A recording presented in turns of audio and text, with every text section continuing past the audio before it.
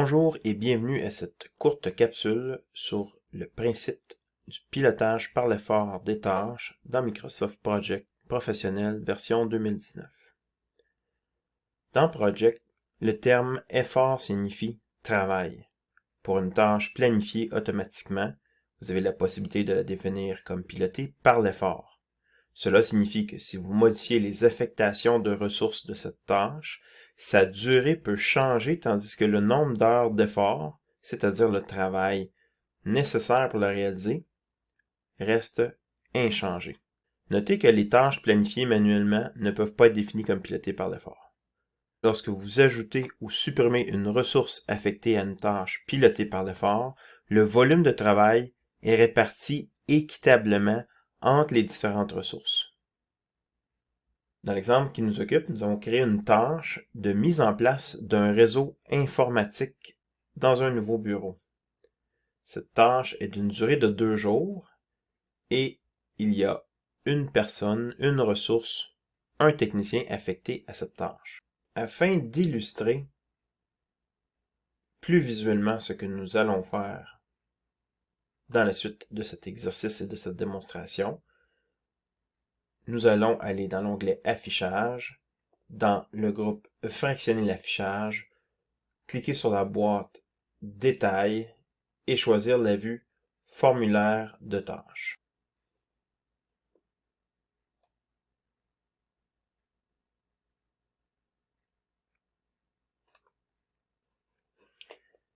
Le formulaire de tâches existe en plusieurs versions différentes. Pour afficher la même version que dans cette vidéo, vous pouvez placer le curseur de votre souris dans la zone du formulaire de tâches, cliquez avec le bouton droit de votre souris pour ouvrir le menu contextuel associé au bouton droit et choisir l'affichage ressources et prédécesseurs. À partir de ce moment-là, si nous cliquons sur la tâche, nous voyons qu'elle est bien d'une durée de 2 jours, quel le type de tâche affectée est par unité fixe, qui est le mode ou le type de tâche par défaut dans Microsoft Project. Nous voyons que nous avons une ressource d'affecté, le technicien numéro 1, que cette ressource est affectée à 100% de son temps, et que, avec le calendrier disponible dans ce projet, une journée de travail représentant 7 heures de travail, l'installation ou la mise en place de ce réseau informatique représente 14 heures de travail. Par défaut, cette tâche n'est pas pilotée par l'effort, ainsi la case pilotée par l'effort n'est pas cochée dans le formulaire de tâches. Supposons donc que nous voulons mettre en place en 2 jours un réseau informatique dans un nouveau bureau. Si on affecte, comme dans le cas ici, une ressource à la tâche à raison ici de 7 heures par jour, il faudra donc 14 heures pour réaliser cette tâche, 2 journées de 7 heures.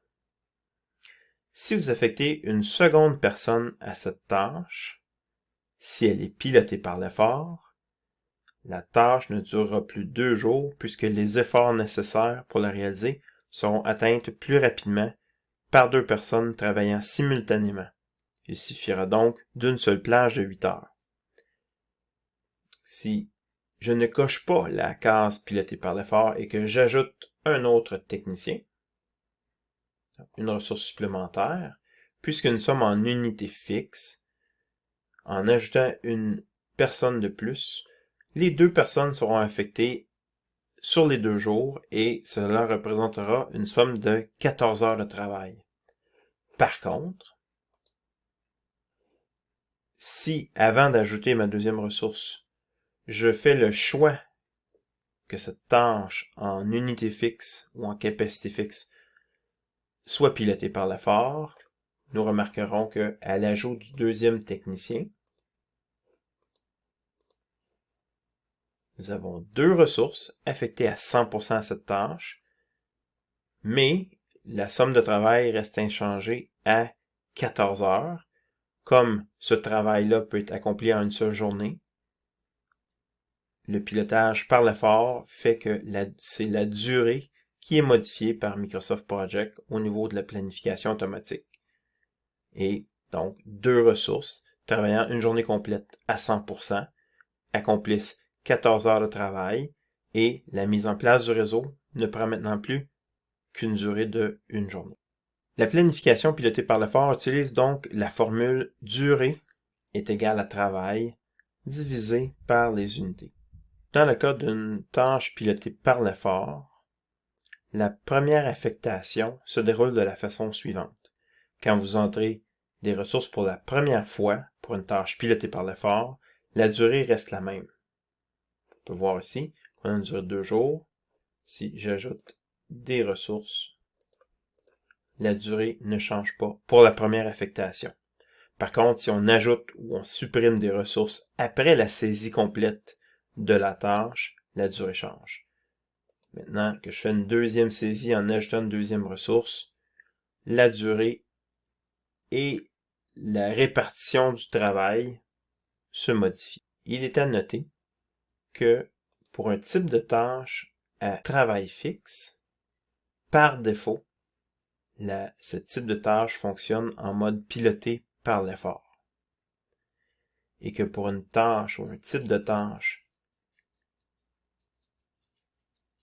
à durée fixe, il est possible ou non de cocher la case pilotée par l'effort. Si la case pilotée par l'effort a été cochée, affecter des ressources supplémentaires réduit la valeur unitaire de chaque ressource, ou réduire le nombre de ressources va augmenter la valeur unitaire de chaque ressource. Par contre, comme nous sommes en durée fixe, la durée du travail va rester inchangée.